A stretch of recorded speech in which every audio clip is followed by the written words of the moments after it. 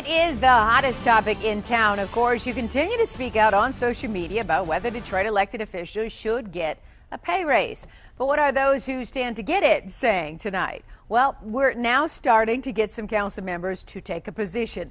7 investigator Jim Kirchner is live in our downtown studio right now. And Jim, he showed us last night how comparison to other cities is pretty flawed. So what are they saying now? Some are taking the position that this is not a pay raise, but a pay restoration. And here are the documents. Council's pay was cut by 10% back in 2010. The emergency manager tried to restore it in 2013, but then it was determined that could only be done by the Compensation Commission, which is taking it up now.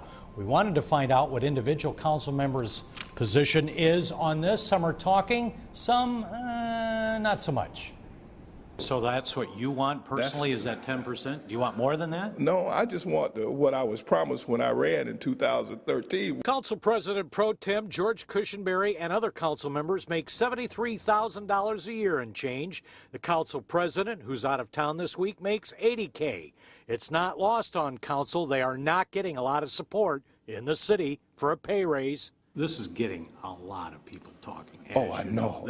I love it. A huge hot potato. I love it. I love it. And people are saying you don't need even the 10% restoration. It's right out of bankruptcy. There are street lights that still haven't been fixed. Not too many. Buildings. 97%. You don't have to drive far from this building around this city 97% to of see the it has lights. a long way to go. Councilmember Gabe Leland would not talk with us after he was told what we were asking. Would you not have run if you I don't had know known that $7,000 or $8,000 was not going to be restored? Well, maybe. I'm not. But Get this, in 2009, as the recession set in, many Michigan lawmakers gave a 10% voluntary pay cut.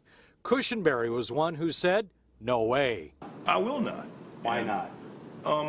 Ever since term limits, we have been devaluing the legislative service. So looking back, is anything different today? I don't remember. I couldn't answer you, but that sounds like me. Another new city council member was willing to discuss this, but only discuss, not decide. I think, unfortunately, the media has framed it as a pay increase, but as you just stated, there was cuts made before. So in your mind, is this a restoration? In my mind, it's a conversation that's ongoing, and whether I'm for or against, I have not made that decision.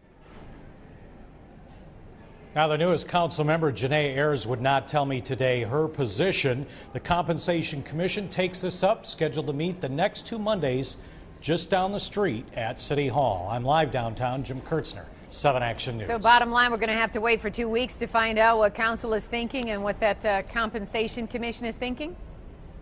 Council could take a position at the table. They were supposed to do that yesterday, then put it off, so they might take a position as a body. That remains to be seen.